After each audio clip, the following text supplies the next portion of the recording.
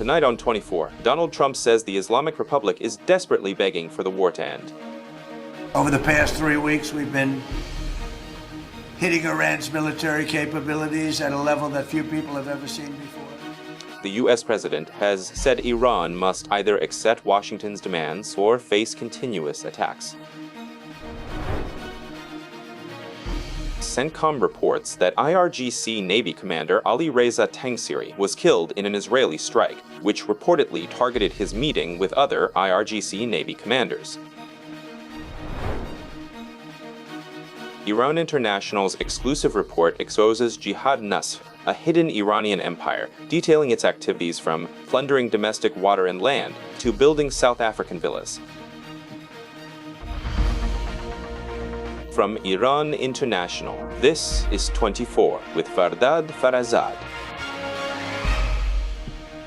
Hello and good evening to Iran International, viewers in Iran and around the world. An hour ago, the U.S. president said that Islamic Republic officials are very good negotiators, but he's not sure if he's willing to reach an agreement with them to end the war. Donald Trump has said it's Iran that's begging to reach a deal. Trump has said Iran must agree or face continuous attacks from the United States. They're absolutely begging us to make a deal right now. Believe me, I'm not the one asking. They're the ones begging. And anyone who has seen what has happened over this past week clearly understands exactly why they're so willing to make a deal. And then they go out and say, oh yeah, we're not talking to America. Everybody already knows they are talking to America. Well, they're not stupid either. Actually, they're quite smart in a way. And they're very good negotiators too. They fight badly, but they negotiate well. And they're begging us to reach an agreement. I don't know if we'll succeed or not. Our correspondent Samira Gar'i joined us from the White House. Samira, well, this is naturally completely contradictory to what we're officially hearing from Islamic Republic officials. How clear is it whether these are actually political tools for war, or if the Islamic Republic genuinely desires such negotiations? Fardad, right now, based on the latest official statements we have from Islamic Republic officials, their reaction to what the United States has demanded is still a strict set of 15 conditions. We know this now. Mr. Wyckoff specifically emphasized in today's cabinet meeting that there are 15 non-negotiable conditions. They state that even the bare minimum that could be considered acceptable for this diplomatic proposal regarding these American offers is simply not present, and it seems the final answer will undoubtedly still be negative. Yesterday, it was the same issue. The Islamic Republic rejected the United States proposals. They told Ms. Levitas, and she said that whatever the case, negotiations are still ongoing. Today, well, if we want to look from the United States side, the cabinet meeting was the first one held since the start of Operation Epic Fury. For this reason, it was an important meeting. All cabinet members were together, important and key individuals related to this operation, whether it was the Secretary of the Treasury, the Secretary of War, the Secretary of State, Mr. Trump's deputy, and the Special Envoy for Middle Eastern Affairs. They all talked together about Operation Epic Fury and the details of U.S. policies regarding the Islamic Republic and its future outlook. They gave us an overall view, and most of the discussions were about the success of the operation and its continuation until the Islamic Republic is defeated and admits its defeat. Amidst this, some statements were also made about negotiations. Among them was Mr. Wyckoff, who, it seemed, gave a comprehensive and detailed report, Fardad, about this series of negotiations they've had with the Islamic Republic over the past year,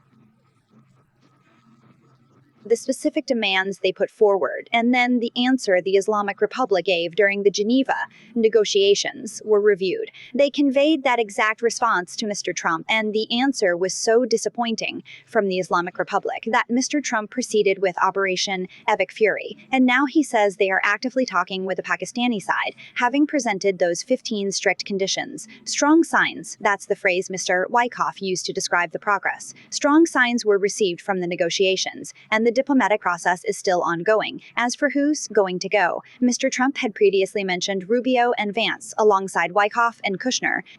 Who's going to go? We haven't heard any of these names, not even as speculation from the government side. We had previously heard that meetings would take place, even to the extent that they were bringing up these issues before the war. Now, it's not even being mentioned to that extent. It's just that the Islamic Republic must acknowledge defeat, and negotiations are underway with Pakistan's mediation. In recent days, when these negotiations were being talked about, and whether you trust the Islamic Republic side or not. Mr. Trump had said that he doesn't trust anyone, but he believes he's talking to the right party, and the right party also gave him something. Today, it became clear what that something was. Let's listen together. Show you. They said to show you our absolute good faith, to prove that we are really on the job, completely serious, and actually have the authority, we'll let 8 massive oil tankers pass safely through. I simply said, okay, and didn't say anything else. Later, I listened to the evening news. There was a really good, sharp host on the broadcast, by the way. Probably Fox News, you know.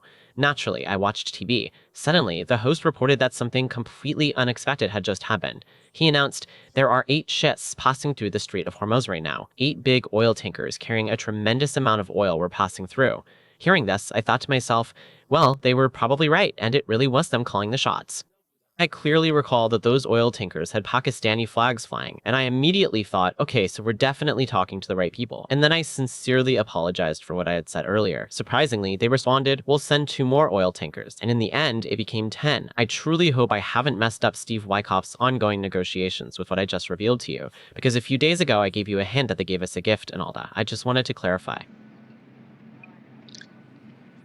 Fardad, besides the remarks Mr. Trump himself made, Rubio, Haxis, and Vance also made important statements. They all pointed out how, throughout all these decades, the Islamic Republic has been a threat to the entire world. Mr. Rubio said that the United States isn't just doing a service for its own people, it's doing this for all the people of the world. But there were 2 key points in Treasury Secretary Mr. Bessent's remarks. One was that he said before the operation to secure the Strait of Hormuz even begins, we were able to gain control over the energy market.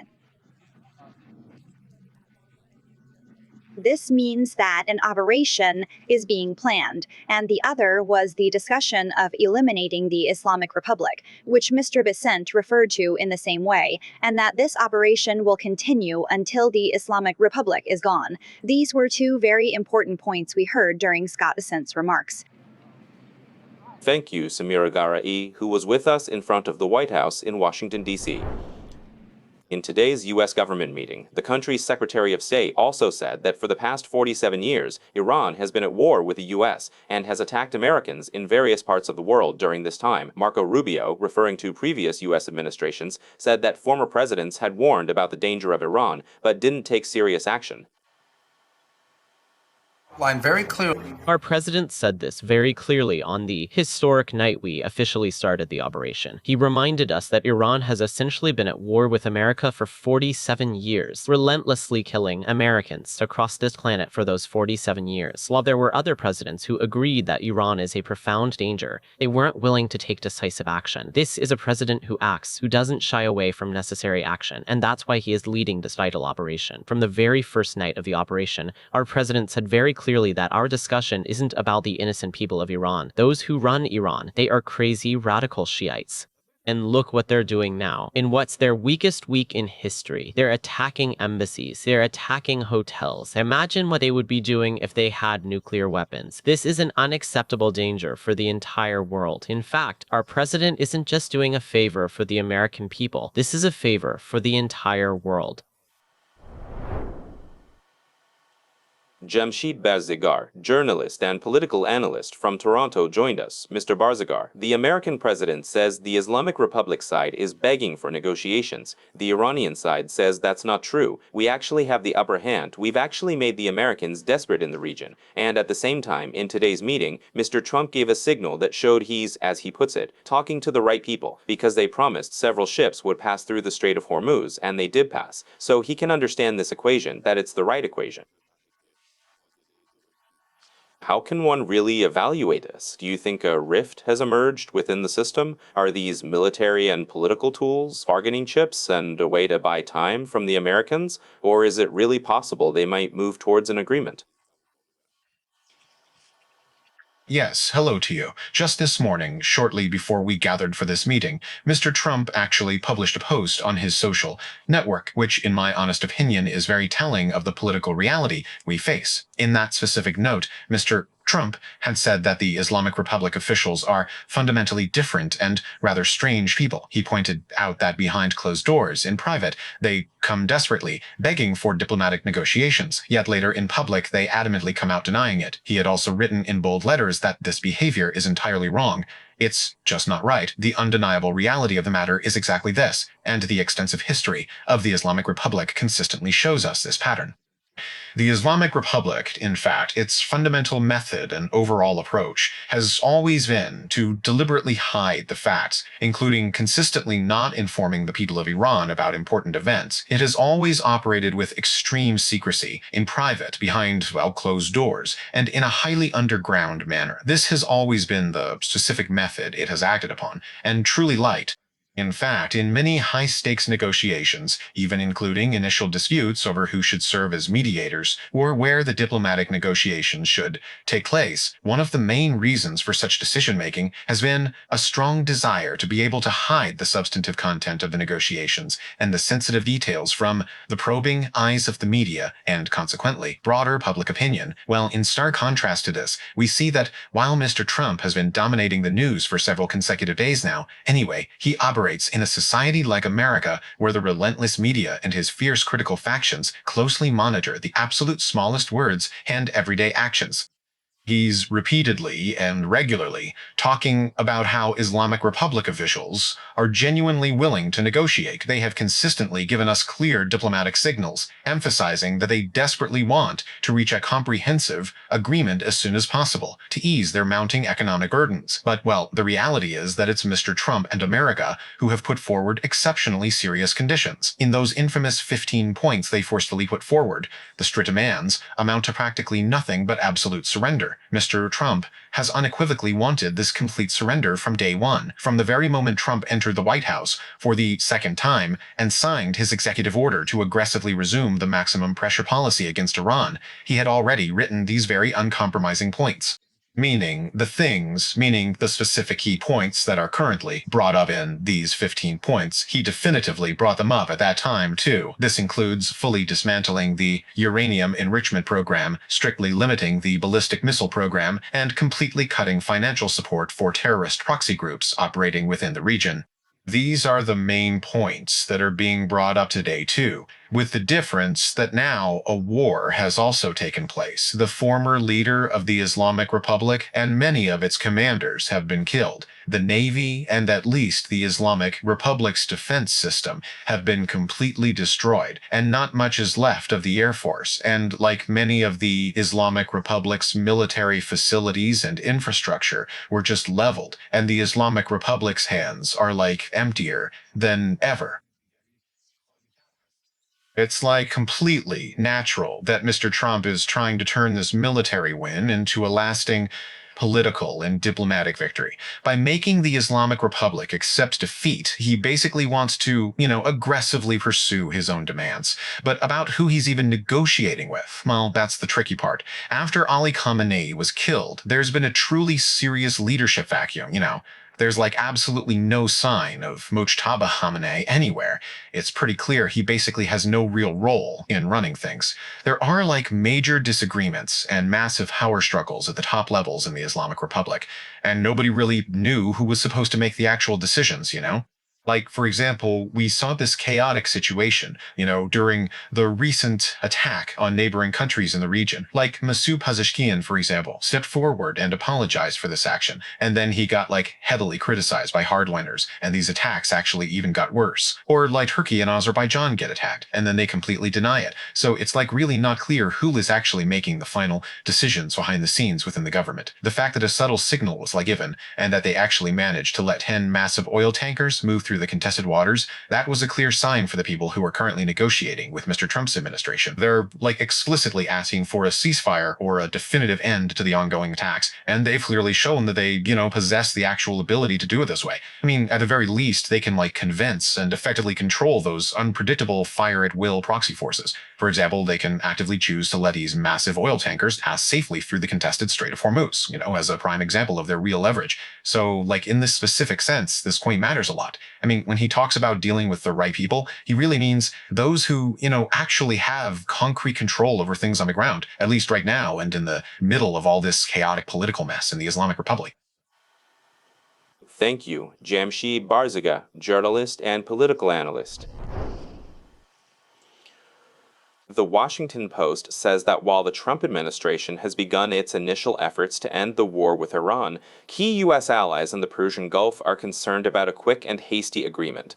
According to the Washington Post, Saudi Arabia and the United Arab Emirates are concerned that a rushed end to the war could make the region even more unstable than it was a month ago.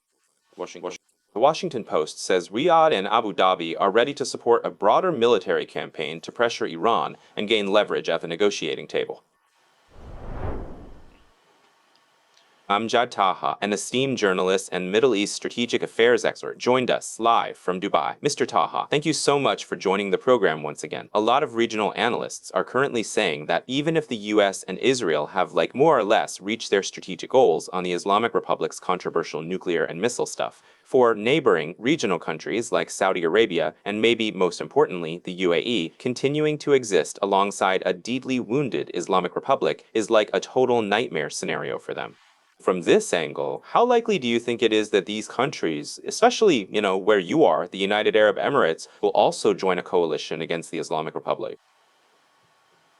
I want to send a profound message of deep respect and unwavering solidarity to the great and historic nation of Iran. This is the proud nation of Cyrus the Great, who championed human rights, and the brilliant poet Rumi. It is a resilient nation, patiently awaiting the opportune moment to bravely return to the streets and fully reclaim its beautiful country. They seek to reclaim their homeland from this oppressive Islamic regime, a brutal regime that has mercilessly massacred and executed the innocent people of Iran simply because they peacefully demanded their fundamental human rights and freedom. Regarding your critical question, the broader Middle Eastern region will absolutely not accept the Islamic Republic regime remaining in power with this aggressive and destabilizing behavior any longer. After recklessly launching these destructive missiles and armed drones, the Islamic regime in Iran has an undeniable fact: taken hostage. We have two cases of hostage-taking in the region. One was on October 7th, when Hamas and Muslim Brotherhood terrorists in Gaza took women and children hostage from Israel and other parts of the world. And then we had February 28th. February 28th is the day the Islamic regime in Iran attacked Muslim and Arab countries in the region. And now it has also taken the Strait of Hormuz hostage from the international community. Iran has, in fact, taken the international community hostage, and it is almost certain that this situation can only be resolved through decisive military action.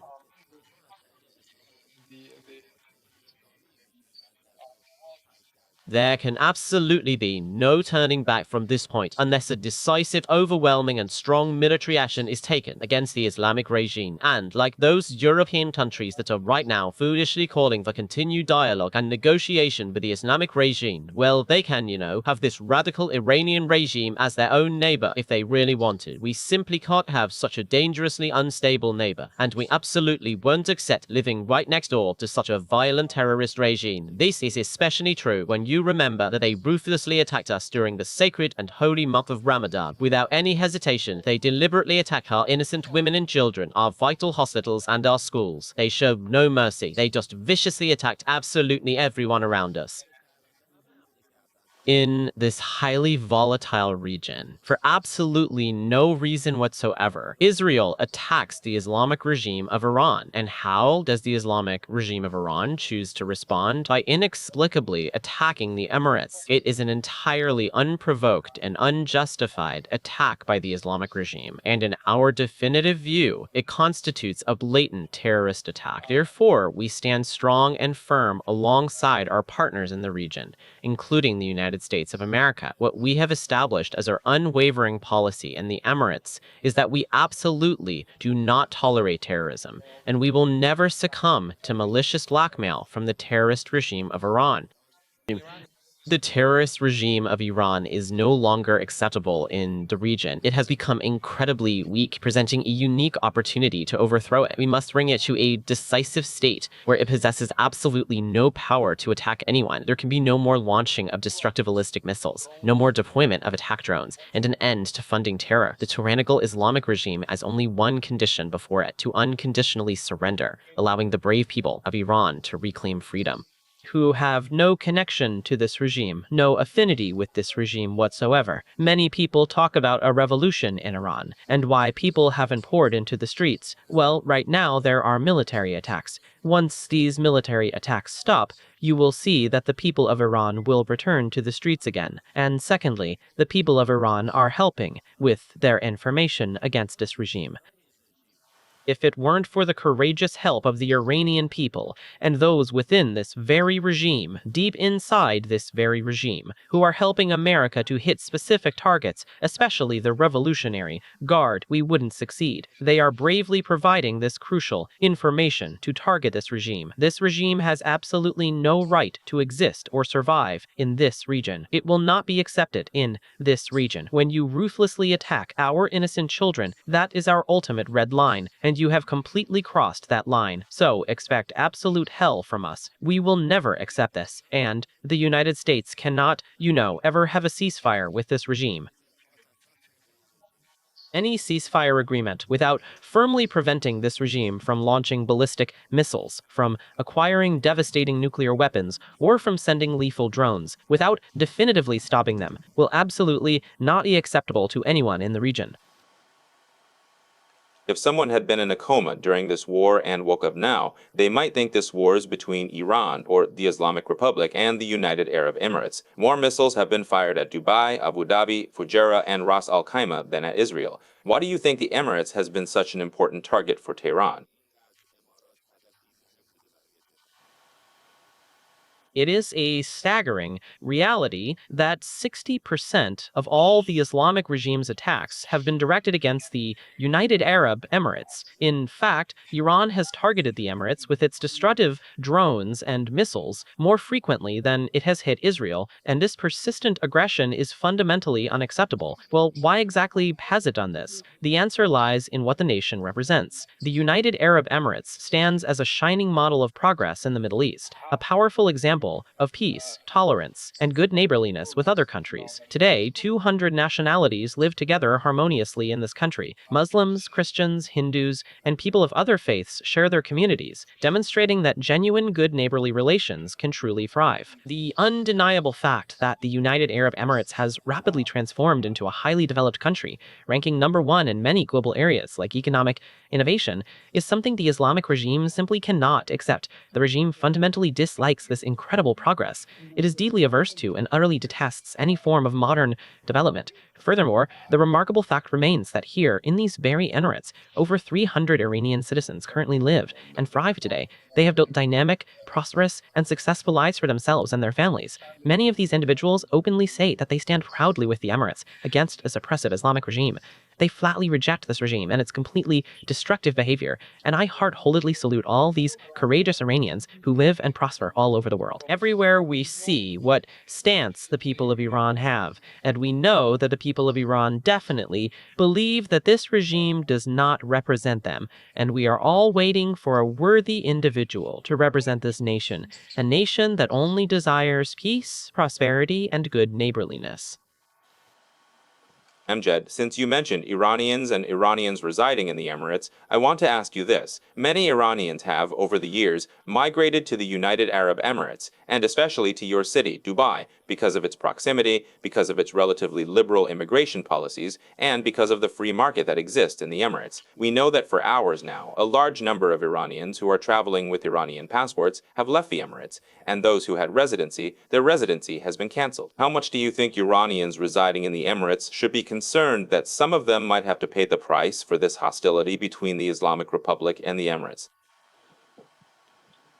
As long as you are in the United Arab Emirates, you can rest assured that you are completely safe and secure. As long as you respect the established laws and traditions of the Emirates, you will always be deeply respected in return. Furthermore, you will be fully protected by the highly capable forces of our Ministry of Defense and comprehensively shielded by our advanced air defense systems. Therefore, as long as you reside within the borders of the Emirates, you are constantly under our unwavering protection, and you shouldn't worry about anything threatening your peace of mind. Currently, individuals from over 200 different nationalities live harmoniously in the Emirates. We are all together in this thriving community. This vibrant diversity proudly includes Iranian citizens, over 300,000 of whom peacefully reside in our country with their families and children. Now, for those individuals who genuinely want to return to Iran under these current challenging circumstances at a specific point, naturally the international flight situation is unpredictable and very complicated. However, despite these logistical hurdles,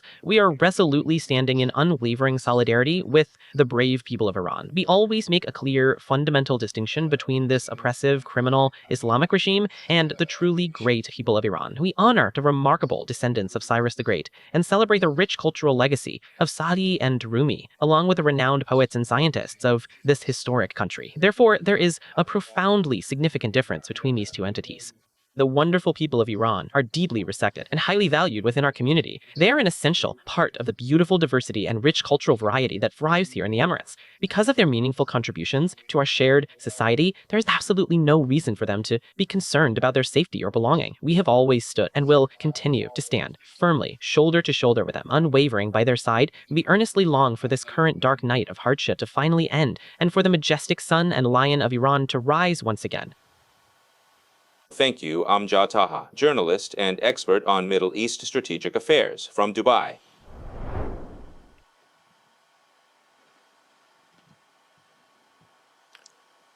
CENTCOM, the U.S. Central Command, has confirmed the killing of Alireza Tangsiri, commander of the IRGC Navy. Earlier, Israel's defense minister had announced Tangsiri's killing in an attack by that country. Israel Katz said IRGC commanders should know that the Israel Defense Forces will eliminate each and every one of them. According to reports, in this attack, Alireza Tangsiri was targeted while meeting with senior IRGC Navy commanders, and Benam Rezai, the IRGC Navy's intelligence deputy, was also killed in this attack. Alireza Tangsiri was placed on the U.S. sanctions list in 2019 due to the IRGC's destructive activities. Tangsiri had previously said that any vessel intending to pass through the Strait of Hormuz must obtain permission from Iran. He had claimed that we get close to American warships, we go and mark them. We utilized various advanced weapons across multiple domains, deploying them both on the surface, deep below the surface, and high above the surface.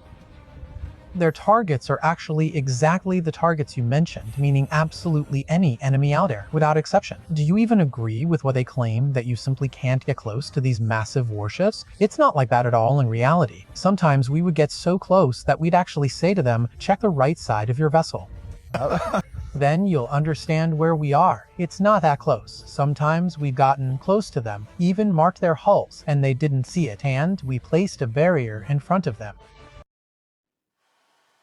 But for the past hour or so, reports have also been coming in about power outages in some areas of Tehran following severe explosions in several parts of the capital, including Tehran Sar, Ekbatan, and also Karaj province. Let's watch some of these images.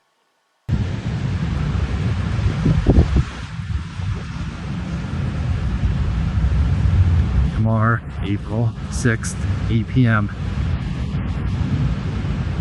It really sounds like multiple military fighter jets are roaring towards the city airport, and they are hitting it.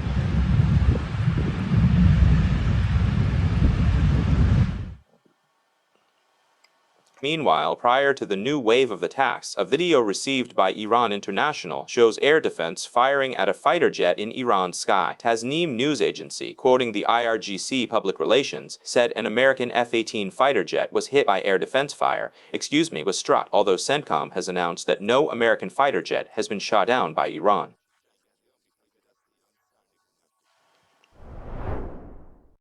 Farzin Nadimi, the Senior Research Fellow for Defense and Security Affairs at the Washington Institute, recently joined us from this very city. Mr. Nadimi, looking closely, it seems both opposing sides are telling the truth. Well, in the new images that have been released, this fighter jet doesn't seem to have crashed completely, but apparently this air defense hit it, or perhaps hit close to it. What crucial information can be gathered from the image we are...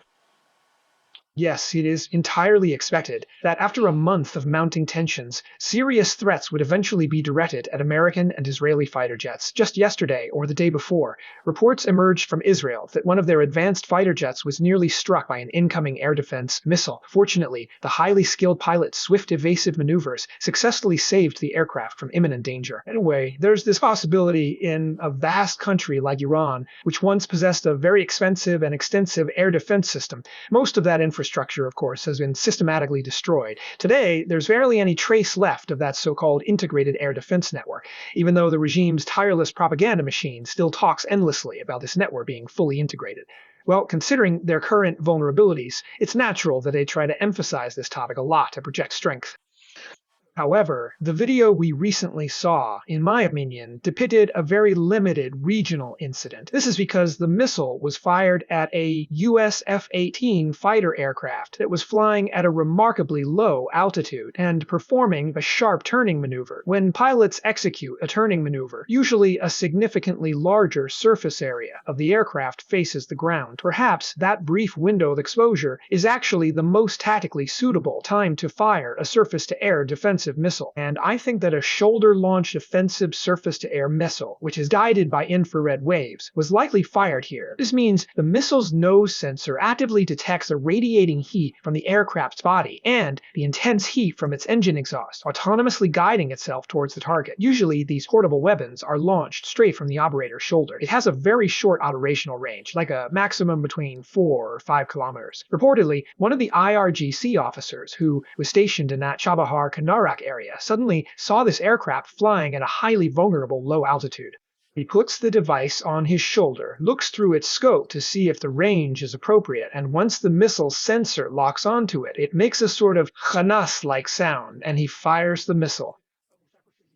It's not a very difficult task to analyze this footage. In military terminology, they generally call them point defense missiles. In this specific clip, a surface-to-air missile is fired, but upon closer inspection, it seems that this missile didn't actually hit its intended target, although it was at a remarkably close distance to the aircraft. Because of the deceptive filming angle, it certainly feels like the missile hit the aircraft directly. However, it seems to me that at such a short distance, its automated proximity fuse simply activated, and the missile exploded harmlessly in the air nearby. But anyway, I don't think that... Excuse me for interrupting you, but is it possible that in that last second, these deceptive flares or countermeasures were released from the aircraft?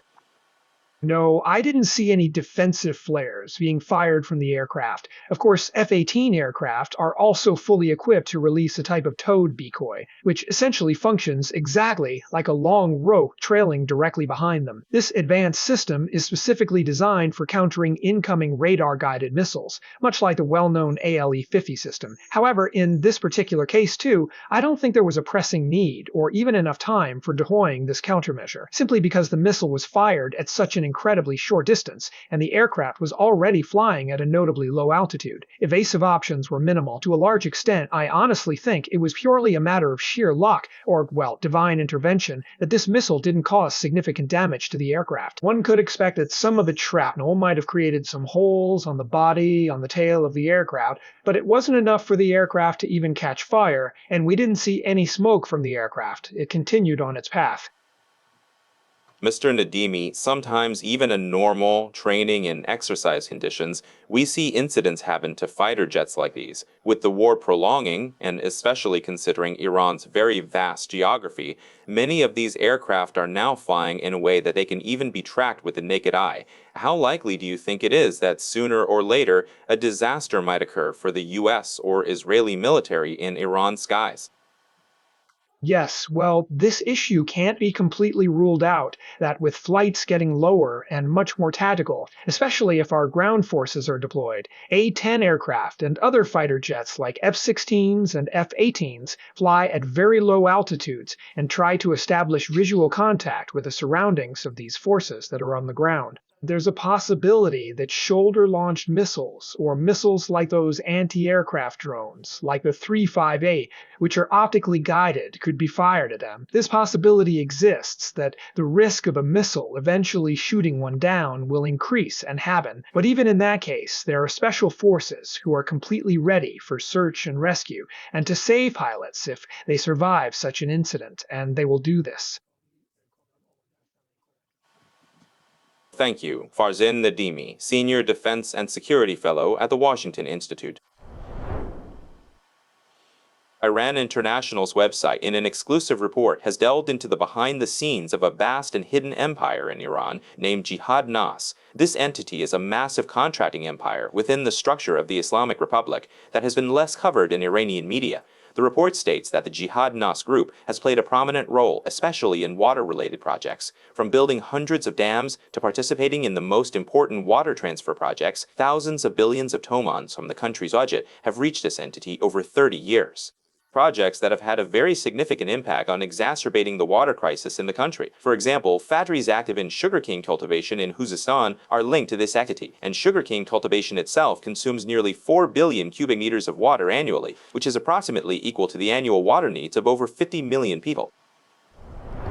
In past years, media outlets have introduced the Jihad Nasr group as a quasi-governmental company, a supercontractor that separated from the government years ago with the help of reformists, and perhaps it can be considered equivalent to the IRGC's Khatam al-Anbiya construction headquarters, whose name has not been extensively covered in stories of organizational corruption.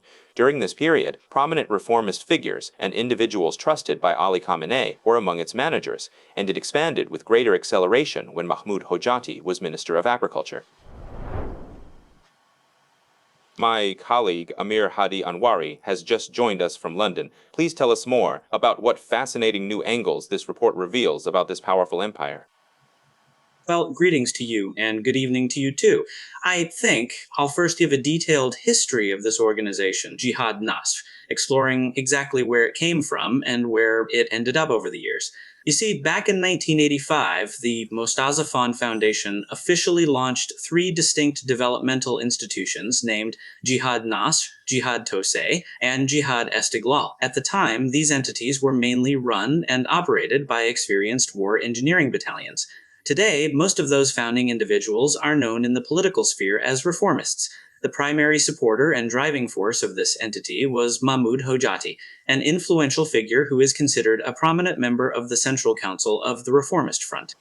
By the year 1997, the complex had actually established several other subsidiary companies, and in that same year, the Mostazafan Foundation basically donated the entire complex to the Ministry of Agriculture Jihad, during Mohammad Khatami's presidency. Later on, in 2000, when Mahmoud Hojati was serving as the Minister of Agriculture in Khatami's government, he officially changed the complex's Articles of Association. By this on, the rapidly expanding Jihad Nasr complex had, I think, reached 100 or so companies. During this transformative period, he comes and fundamentally changes the Articles of Association, effectively making the company's nature a completely non-governmental one, which curiously remained under the overarching management of the Ministry of Agriculture Jihad.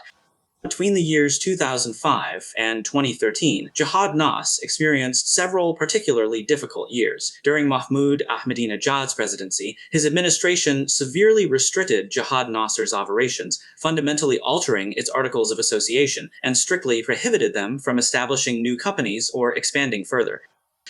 However, in 2013, when Rouhani became president again, and Hojati became the Minister of Agriculture Jihad, they started the efforts again. And in 2015, when this holding was being transferred, we found at least 170 companies, with 5,500 to 500 heavy machinery units they owned, each of which was worth tens of billions, and sometimes even thousands of billions of tomans, and actually 15,000 employees of this complex. They transferred the complex at a very low price and in installments to a company called Talashkaran.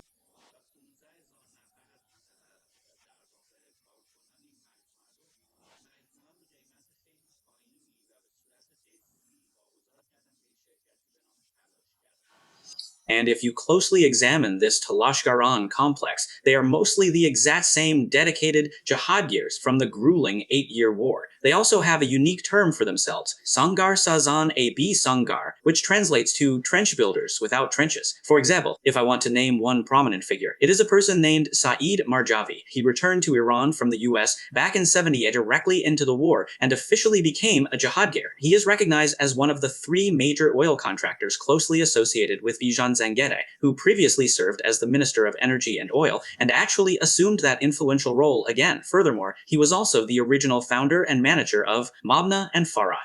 Well, upon closer examination of the documents, we clearly see Mr. Marjavi's name prominently listed within the holding company. This specific entity was strategically formed back in 2015 to formally take over the operations of Jihad Nasr. And while this sprawling corporate complex had been deliberately formed in this particular way in terms of its overarching management and organizational structure, actually one of the prevailing hypotheses that currently exists among political observers is that during Ahmadinejad's time in power, It's okay. Stay for a moment, Amir Hadi, please. I want to play a part of these remarks by Nasser Kaveh, a member of the IRGC and a friend of Amir Ali Hatizadeh, the former IRGC commander, in which video he explains how mega projects like this Jihad Nas project were managed and executed under the IRGC supervision. And then we'll come back and continue what you were saying. In construction projects, the first person who brought the TBM, that big self-drilling machine you see in the subway now, was Mr. Hajizadeh himself. It was Ahmad. Mr. Hajizadeh imported it. He took some young people abroad with him, and during the purchase, he, so to speak, arranged a training contract, and the young people came and performed this operation. One of our most massive projects was the water tunnel projects from Ali Gudar's, Des headwaters to Kocheri Dam, and from there, 150 meters of piping to calm.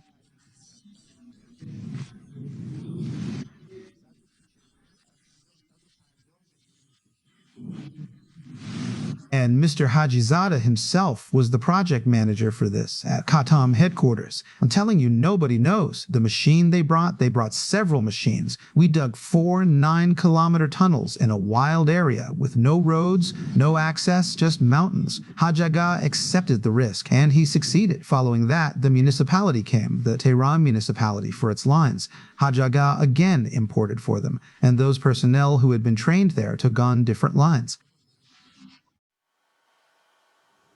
We are still with Amir Hadi Anvari from London. I apologize, Amir Hadi. I wanted to hear this clip. You're welcome. Yes, well, regarding the clip you just played, it is absolutely true. That equipment they imported was a TBM, or tunnel boring machine, which is a truly massive machine. Furthermore, these 2 major initiatives he mentioned, both the Garmasiri project and the Komrud water transfer project, had been carried out directly under Hajizadeh's management. Incidentally, Jihad Nasr's satellite companies were actively present in these developments, effectively carrying out their essential sub-projects. This certainly isn't the only highly sensitive, large-scale project that Jihad Nasr has successfully carried out.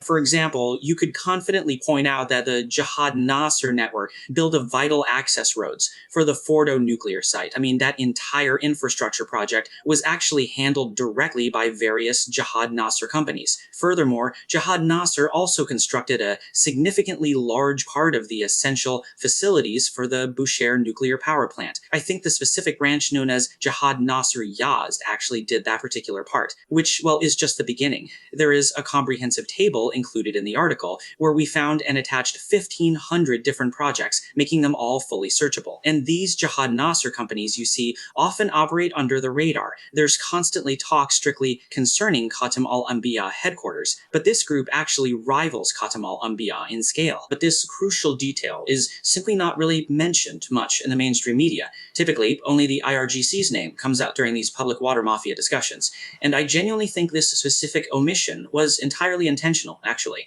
It seems carefully orchestrated so that Jihad Nasr's name wouldn't be mentioned much, effectively shielding them from intense scrutiny in broader discussions about widespread systemic corruption and the notorious water mafia. Thanks to my colleague Amir Hadi Anvari joining from London. And thank you for watching tonight's 24 program. Remember, you can always catch this entire broadcast again a little later over on Iran International's official YouTube channel.